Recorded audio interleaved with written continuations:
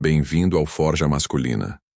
Se você está assistindo a este vídeo, é porque compreende que o desenvolvimento pessoal não é um processo simples e direto. Exige, antes de tudo, resiliência. É sobre saber lidar com os obstáculos que surgem em nosso caminho, aprender com os fracassos e, acima de tudo, cultivar a capacidade de seguir em frente, mais forte e mais preparado do que antes. Hoje vamos explorar como a filosofia estoica e os ensinamentos da psicologia moderna podem ser aplicados para desenvolver a resiliência masculina. Vamos entender o que significa de fato superar desafios e como podemos transformar o medo do fracasso em um aliado no caminho do crescimento pessoal. O conceito de resiliência tem sido amplamente discutido nos últimos tempos, mas para o homem, ele ganha uma relevância ainda maior. A vida, por mais que tentemos evitá-la, é marcada por desafios, perdas e, inevitavelmente, fracassos. O que define o sucesso de um homem não é a quantidade de falhas que ele evita, mas a capacidade de aprender com elas e se levantar mais forte. No entanto, para muitos, o medo do fracasso se torna um bloqueio que impede o progresso. A questão que vamos responder aqui é simples. Como podemos superar esse medo e desenvolver a verdadeira resiliência? A filosofia estoica, que se tornou uma das grandes referências no estudo do comportamento humano, oferece respostas profundas para essa questão.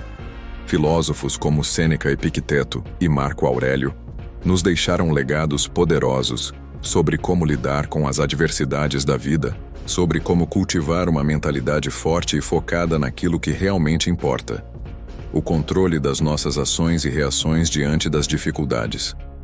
Ao lado da filosofia estoica, a psicologia moderna também tem a oferecer uma visão esclarecedora sobre como a nossa mentalidade pode ser moldada para fortalecer nossa capacidade de superar obstáculos. Resiliência e controle, a base do estoicismo. O primeiro princípio fundamental da filosofia estoica é o conceito de controle. Os estoicos acreditavam que a chave para uma vida equilibrada e resiliente está em saber distinguir entre o que podemos e o que não podemos controlar. Sêneca, um dos mais influentes pensadores estoicos, dizia: "Não é que temos pouco tempo, mas que desperdiçamos muito dele." Ele estava, na verdade, nos alertando para a importância de não desperdiçarmos energia com coisas que estão além do nosso alcance. Na prática, isso significa que não devemos gastar tempo ou esforço tentando controlar as ações dos outros, o rumo da sociedade ou as condições que nos são impostas. O que está sob nosso controle são nossas ações, nossas atitudes, nossos pensamentos e nossa maneira de reagir às situações. Essa diferença fundamental é o que nos torna resilientes. Quando reconhecemos que há coisas que estão além de nossa influência, passamos a focar no que realmente importa: como agimos e como reagimos diante dos desafios. Isso pode parecer simples à primeira vista, mas a maioria de nós desperdiça uma quantidade significativa de tempo e energia tentando mudar o que não pode ser mudado. A ansiedade gerada pela preocupação com fatores externos, como o medo do fracasso, pode nos paralisar. Portanto, a resiliência começa com a aceitação de que não podemos controlar tudo, mas que sempre podemos controlar a nossa reação ao que nos acontece. A transformação do fracasso. Como aprender com ele? Epicteto, outro grande nome do estoicismo, nos ensina que não são as coisas que nos perturbam, mas a opinião que temos sobre elas. Esse pensamento nos leva a uma reflexão essencial sobre o fracasso. Ele, por si só, não tem poder sobre nós. O que realmente nos afeta é a forma como reagimos a ele. Se encararmos o fracasso como um reflexo do nosso valor ou como algo permanente, ele se torna um obstáculo intransponível. Mas se o encararmos como uma oportunidade de aprendizado, ele se transforma em uma ferramenta poderosa para o nosso crescimento. A verdadeira resiliência não está em evitar falhas, mas em aprender a lidar com elas de forma construtiva. Quando um homem falha, ele tem duas opções. Pode se abater, desistir e permitir que o fracasso defina sua jornada, Ou pode usar essa experiência para avaliar o que deu errado, ajustar sua abordagem e tentar novamente mais preparado e mais forte. É essa mentalidade de crescimento que nos ajuda a transformar o medo do fracasso em uma força impulsionadora. A psicologia moderna, especialmente a teoria da mentalidade de crescimento de Carol Dweck, reforça essa visão. Para Dweck, a mentalidade de crescimento é a crença de que nossas habilidades e inteligência não são fixas, mas podem ser desenvolvidas com esforço, aprendizagem e perseverança. Essa teoria é fundamental para a resiliência, porque ela nos ensina que o fracasso não é o fim de uma jornada, mas sim uma oportunidade para aprender e evoluir. O exemplo de figuras como Michael Jordan ilustra perfeitamente essa mentalidade. Jordan, considerado um dos maiores jogadores de basquete de todos os tempos, foi cortado do time de basquete de sua escola. Ele poderia ter interpretado isso como um sinal de que não era bom o suficiente. Mas, em vez disso, ele usou esse fracasso como combustível para se aprimorar. Como ele mesmo disse, eu perdi mais de 9.000 arremessos na minha carreira. Eu perdi quase 300 jogos. 26 vezes me deram a bola para o arremesso da vitória e eu errei. Eu falhei várias vezes na vida, e é por isso que eu consigo. Essa é a essência da resiliência. Não se trata de evitar falhas, mas de como você escolhe reagir a elas.